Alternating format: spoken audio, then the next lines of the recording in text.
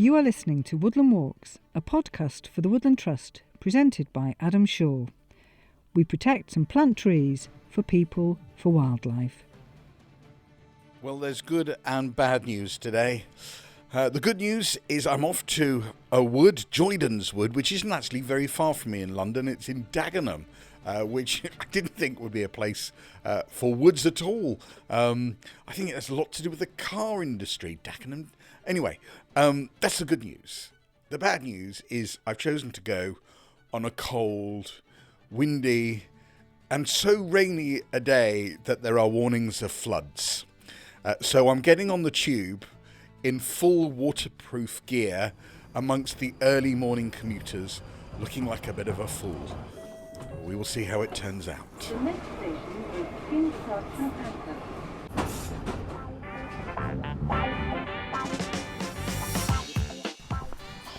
Okay, so this is a very unusual bit of woodland, really, because I'm coming in right off a very residential road, and it looks like it might just be a tiny bit of park, but it's not. It opens out into this very large wooded area, and a couple of yards down, you really could be anywhere.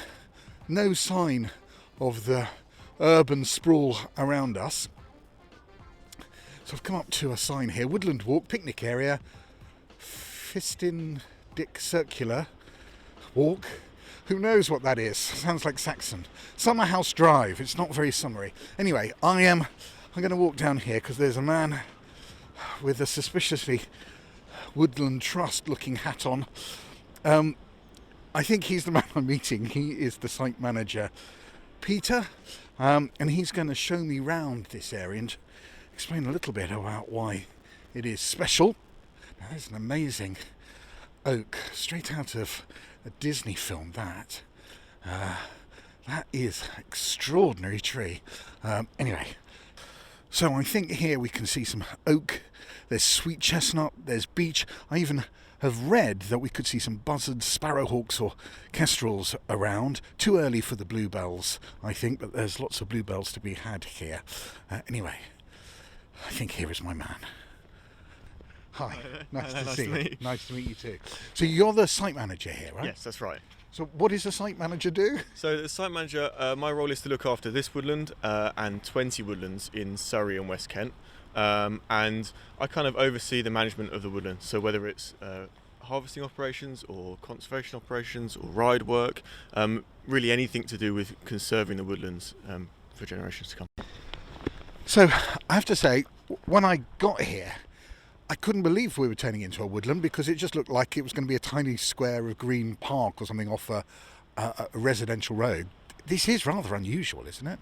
I think so. It's a 333-acre site, very much in an urban setting. So as you say, the entrance to it is almost an alleyway between two houses, and that gives it a unique set of characteristics, really. But in here, you can hear the bird song, and you really wouldn't believe that central London's only 13 miles in that direction.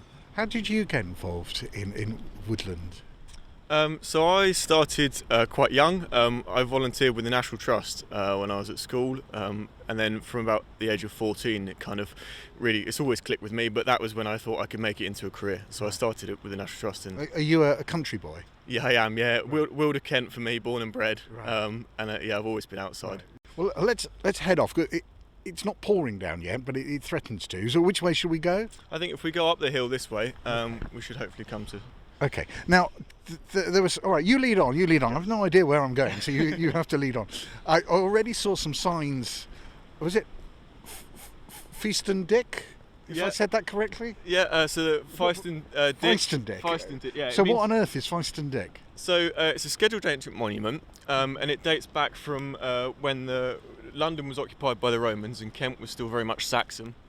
And the Saxons in Kent didn't really want the Romans from London coming into their patch. Right. So they dug this kind of strong ditch, as it's known. And it's... Is that what it means in Saxon, strong ditch? Strong ditch, yeah, right. Or strong dike. And that was to keep the Roman Londoners out of this area? That's it, yeah, out of Saxon Kent. So it's about 8 metres wide, and it would have been a V shape originally, but now it's kind of filled in slightly, so it's about 2 metres deep in places. But you can still see it. You can absolutely see it. We'll come across it up this path in a little while, and it runs for about 1.5 kilometres across the site. So I don't quite understand. It's a ditch. I mean, surely the Roman Londoners, it wasn't beyond them just to jump over a ditch. I mean, why is that such a useful thing to keep the London Romaners out? Well, I should imagine it was patrolled potentially by Saxons to try and keep them at bay. Right. All right, then lead on. What sort of wildlife do you see around here?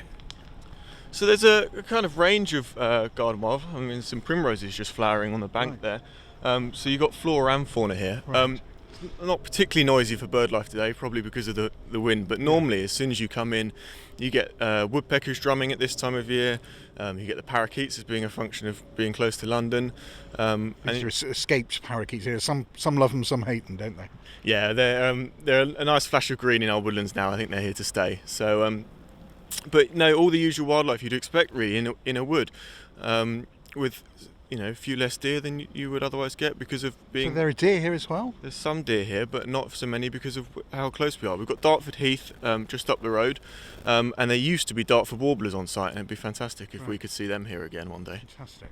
So we're heading to where now? So we're just heading down. We'll come up to the Feaston Ditch before too long, and then we'll be out into the central kind of heathland picnic area.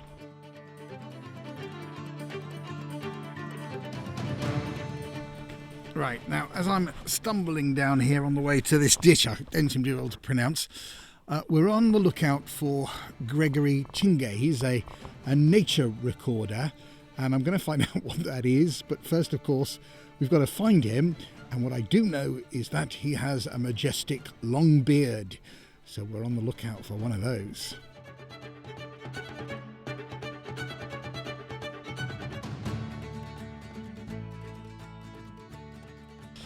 Right, so you are a recorder, Yes.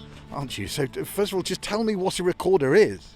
Woodland Trust ask volunteers to fill in forms, either in paper or mostly these days online, of a set list of species of plants, trees, grasses, flowers, birds, insects. In the spring, the first time they appear, and in autumn, when the leaves drop off and when the birds disappear. And of course the other way round for the winter migrant birds that come in the winter and disappear in the summer. And the Woodland Trust collects the data from everybody, collates it, and analyses the results. I thought that was the sound of the road. It's not, is it? It's the wind. It's the wind, that's right, yes. Well, it's a wood and it's blowing about force 3, so what would you expect? Yes. Yeah. Silly me. Okay. So how long have you been doing that for? About 20 years. Wow. Now, you don't actually go to woodlands to record, do you? You're recording around your home. No. The whole point is that it's the Woodland Trust are involved, but it's a phenology project which is coordinated with various universities. So you don't have to be in a woodland to do it. Quite a lot of the species aren't woodland ones. Now, you're going to have to educate me. You're being the teacher and everything, and I'm being the idiot. I always thought phrenology was actually something to do with bumps on the heads. It's clearly not. Phenology, Pheno, Right. which is the science of recording and dating. You've been doing it an awful long time.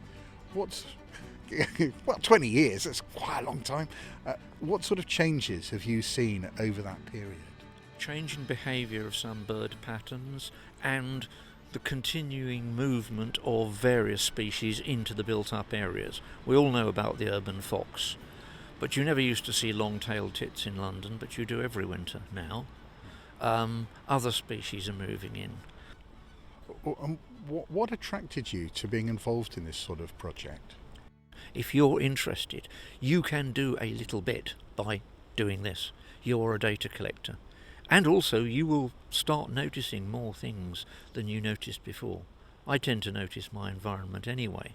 I notice more as a result, and you can too. But there's a very, very long tradition in Britain, certainly, of enthusiastic amateur citizen science. It does date back to the 18th century, if not earlier. Rural vicars, junior army officers, they were naturalists, they were watercolourists.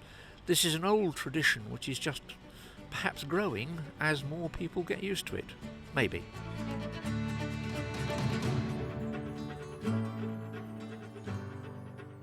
We're getting very wet, aren't we? Yeah. Yes. Oh, no. It's not very wet. That's to come. We're getting a little wet. All right. Thank you very much. Well, that's really interesting. Thank you very much indeed.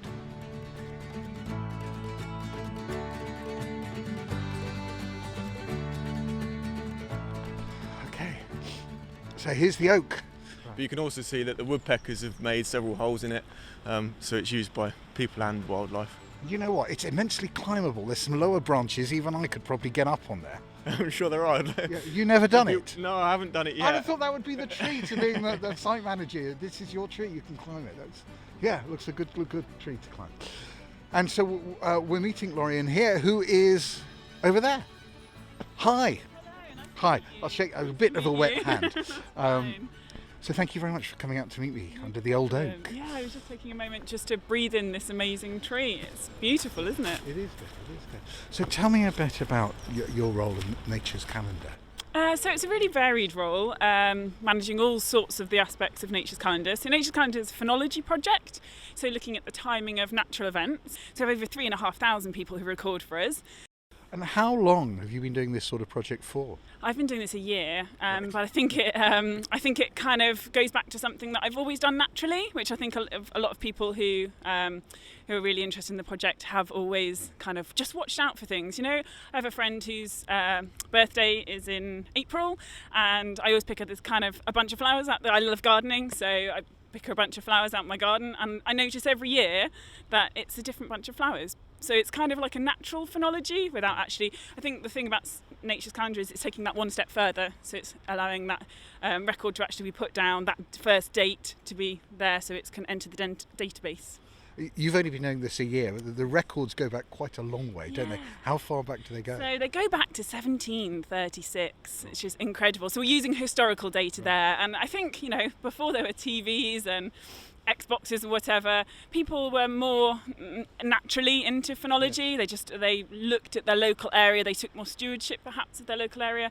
And we have a few really eminent phenologists whose data we have now, and we've put that into the database. So going back that kind of over 300 years, we've got nearly 3 million records in the database. So that allows us to be able to go back in time and look at these changes. And the earlier records, those 300 years old or more, were they done quite scientifically, or were they sort of ladies or gentlemen writing in their diaries about the bluebells coming out or whatever? Or were these actual science projects sitting down going, this is something we want to record for very specific reasons? It's a mixture, to be honest, and we've just had some old diaries in. They're always so wonderful to receive. They're beautiful. When you open up the notebooks, it's incredible. You don't feel like you can actually touch them. They're wonderful.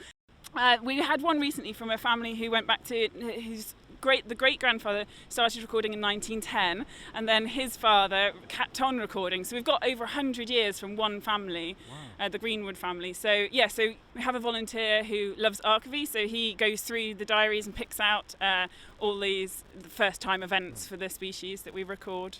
Looking back over that 300-year period, what are the big changes that you've seen? So we know that the climate is getting warmer over that time. Our winters, for example, are getting milder, so spring is advancing. Part of the analysis we do is we've taken the data from the last 20 years and compared it to that for the first period of the early 1900s, so roughly 100 years.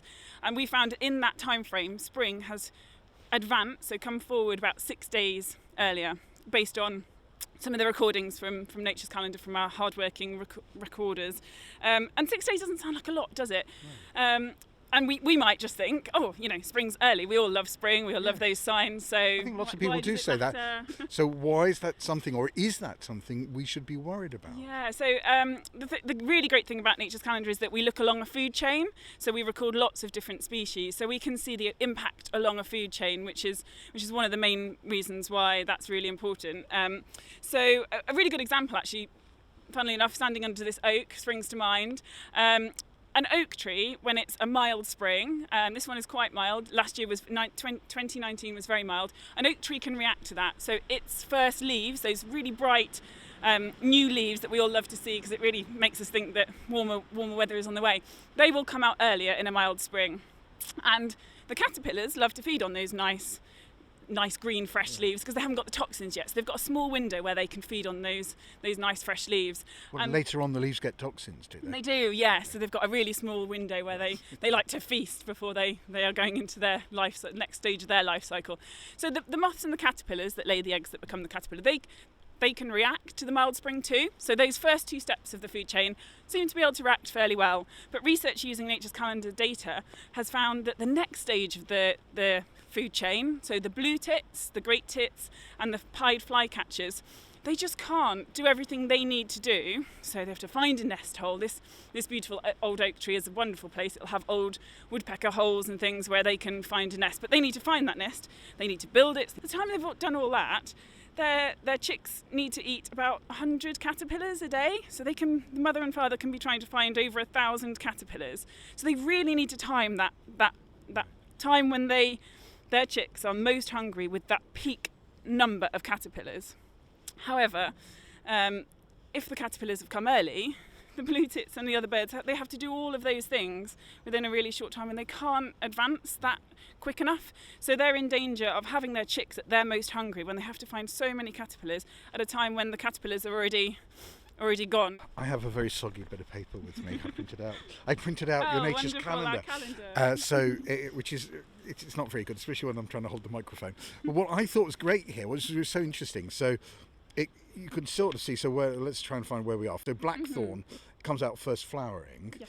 But then on the other side, I think insects. So this is what you were talking about. You can see then what insects are coming out at the same time, and actually that's really what's important. It's trying to match up these things so that the different parts of the ecology work together. Is that right? Yeah, exactly. It's so complicated, all the interactions that go on, and that no organism exists purely on its own in nature, so that we're all reliant on each other in one way or another. So being able to look at those food chains is really important. And if someone wants to get involved as a citizen scientist and help Nature's Calendar, do they have to be near somewhere, obviously green and wooded to take part? No, it's a really, really good question. Absolutely not. I mean, no, not at all is the short answer. Street trees are fantastic, and the Woodland Trust is really promoting street trees. So any mature tree you can record on. So if you're lucky enough to have that on your road or on the walk to school or work, then you can record there. Because what we'd really like is for people to study the same tree, look at it every week. Because those changes can actually happen really, really fast once the weather warms up. So if you're passing the tree every day or every week, then that would be great to build it into your And how do you don't have to go for an interview or anything to become a recorder? How does the actual process work? No, not at all. So you can just sign up on the website. It's naturescalendar.woodlandtrust.org.uk, and once you've signed up, you can just add your records as and when you see them.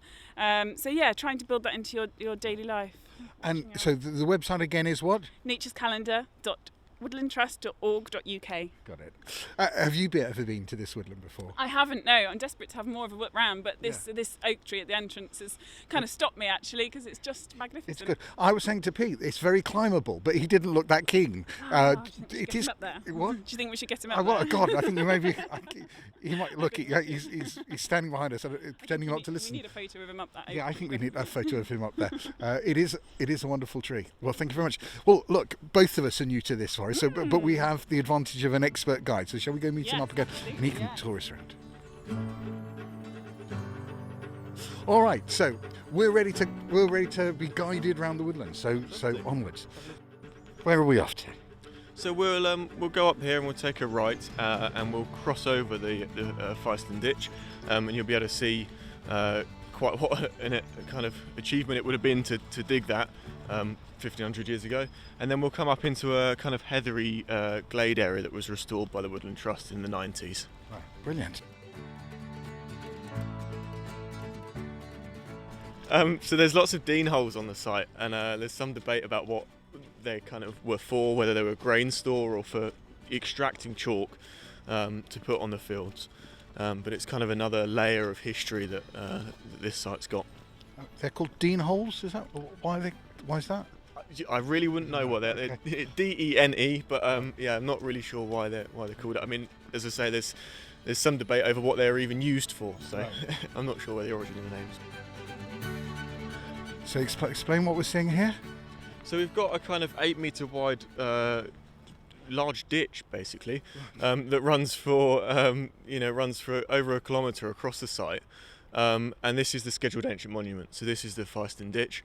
And so you would have had Romans on our left-hand side and Saxons on the right, and never the two shall meet, hopefully. Yeah, we're crossing territories here. And it still strikes me it's not a particularly brilliant defence. You would have thought the Romans could get over that, but nonetheless, this is what it was. It was really splitting England. Yeah, that was what it was in the sort of 5th or 6th century. That was about as defensive as you could get, I reckon. Okay. The cutting edge technology in the 5th century was this ditch. Very good, very good. So, I mean, we're coming to the top of a hill here. What's beyond here? So there's a small area of heathland here that was restored by the Woodland Trust by felling conifers in the 90s, and there's not very much heathland in this kind of southeast of England, I think, but this little bit, is a real valuable contribution to those heathland species. Is that heather? What's the yellow? No, what is that? The yellow flowers you can see there is gorse. So the volunteers have been doing some work, you can see here, just to keep that in check. It's got its value for bird nesting and other kind of, it's a nice prickly protection habitat, right. But left to its own devices it might swamp out all of the heather. Right. We'll just go over this way, and there's a sculpture here which is of a hawker hurricane. So two. Oh my goodness, I can see it. I thought it was a tree for a moment. It was once upon a time, but it's been carved into a hawker hurricane now, to commemorate 2 hawker hurricanes that were shot down over the wood here. Right. Fortunately, both of the pilots ejected and landed safely from that incident.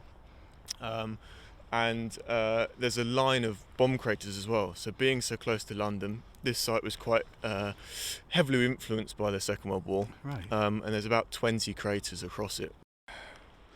So here it is, this carving of this hawker hurricane, and a little signpost. While in combat during World War II, pilot officer Ian James Muirhead's hawker hurricane was shot down at 11:45 a.m. on the 7th of October 1940. You can still see metal fragments of the debris to the north of the wood. Muirhead of 605 Squadron successfully bailed out, but was killed in action 2 weeks later with 6 claims to his name. So this would be one of the bomb craters on the site. Yeah. So this is a massive hole we've just passed, which just doesn't look natural at all, does it? No, you can tell. It's very round, very unusual. Still no trees kind of within it really, one birch trying, but generally quite a clear area here. Right. I was going to say, that oak stump looks like modern art. I mean, that is an extraordinary bit of work. Yeah, it's fantastically gnarled, and it's got that will be host to a whole range of animals. So the kind of dead, rotting wood habitat is almost more important than the living wood. Yeah, it is beautiful, really beautiful. And oh look, what's going on here? They're all playing with the tree stump. Oh, Greg's taking bits of it, having a look at it. Oh no, he's got his magnifying glass out. Okay, so Greg's eyeing up the lichen on the tree with. You see, there's a real pro. Greg, what did you find? I'm not a lichenologist, but they're so pretty. They're always worth looking at. Now I said probably too early for bluebells, but is this what we've got coming up? Yeah, so we've just got the really beginnings, just a few inches of the bluebell leaves. So for Nature's Calendar, we'd wait till these are a lovely blue carpet. So come back mid to late April, and this will be a beautiful blue sea, and you'll be able to smell it as well. So for Nature's Calendar, we're looking for the actual flower to open up so that you can see the inside. But yeah, it's the beginnings.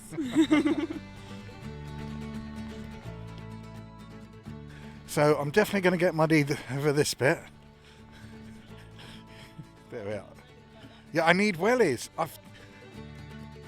We're surrounded by lots of different trees, or maybe we're not. You're going to give me a sort of quick idiot's guide. If I want to be sort of recorder, it'd be good to know my trees.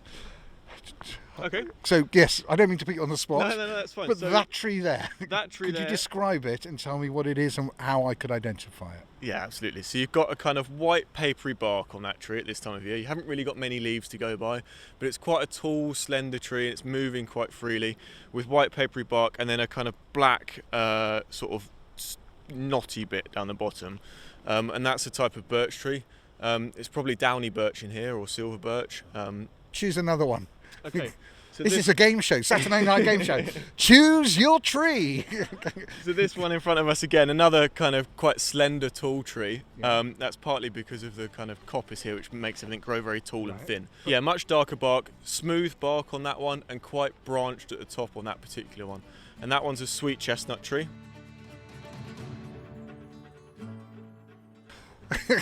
So, right, that's good. So you win a prize in our game show of tree spotting. You get to keep that and go home with it. Right, there's one which I would say now has been copies because it's got hundreds of the branches or stems coming up. So what's that one ahead of us? Absolutely. So that's a classic species for coppicing. That's hazel, that one. So that would be coppice for using in hedge laying, amongst other things. Fantastic. So that was 3 trees. Can you spot another one? Let's go for 5. Okay, that's the big prize if you can get 5. Small scrubby one down here, slightly different to the other ones we've been looking at. Still got leaves on it this time of year, prickly leaves, and that's holly. Holly, wow. Right down the bottom we're looking, and you sometimes get the red berries on it. That's your 4. One more. Keep walking. All right. There's a time constraint on it. We're going to go to an advert break shortly. Yes, you're coming. See one through the left here. We're looking kind of through some other trees, so I'll try and point it out to you. But it's got a more greeny bark. It's again a very upright tree, and that's an ash tree. That quite often has the characteristic lichen on it. So you've got a kind of green speckly, but a very smooth bark, slightly greeny tree. And in the summer you'll get those leaves with lots of little leaflets on them. And then if you were able to get right to the top of the tree or find a bit that are broken off, you'd see the buds on the ash trees are really dark black, and that's quite characteristic. It's on them. Okay, you win. You beat me.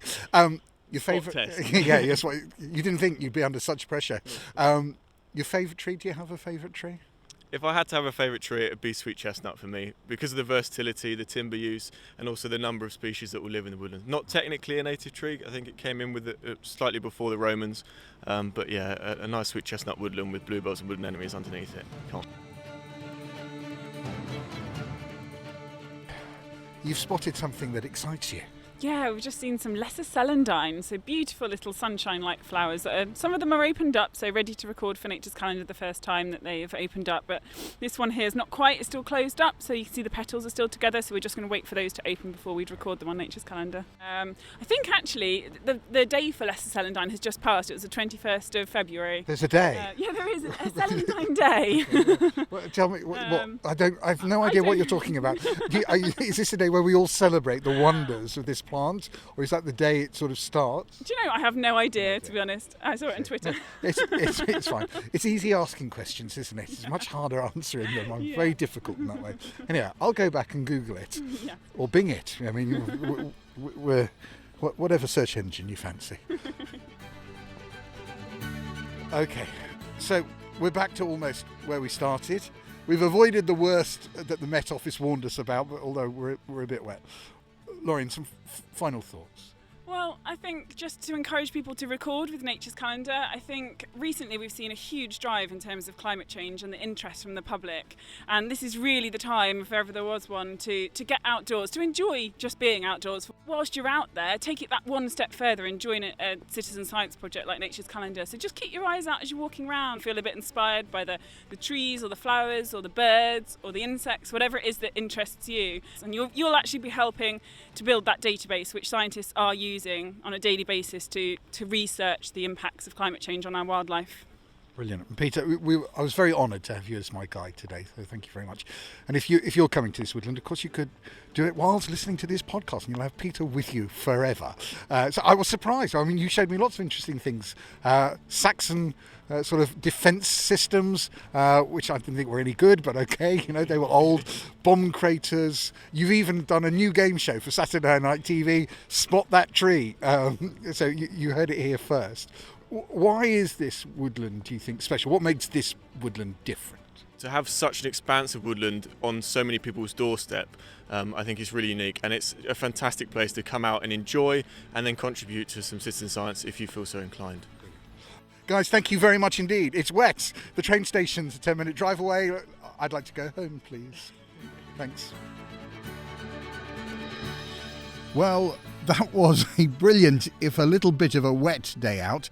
Now, if you're in London, do try to make this trip. It's really right on your doorstep. But even if you're not in London, I think it's definitely worth a visit, of course. You can find out lots of details about Joyden's Wood on the Woodland Trust website. And you can always take this podcast and listen to it as you're walking along. I'm really keen to hear about your favourite woodland walks. If you've done your own recording and want to send it to me as an audio attachment, or just want to tell me about your local or favourite walk, do send me that email, and our email address is just coming up. So, until next time, happy wandering.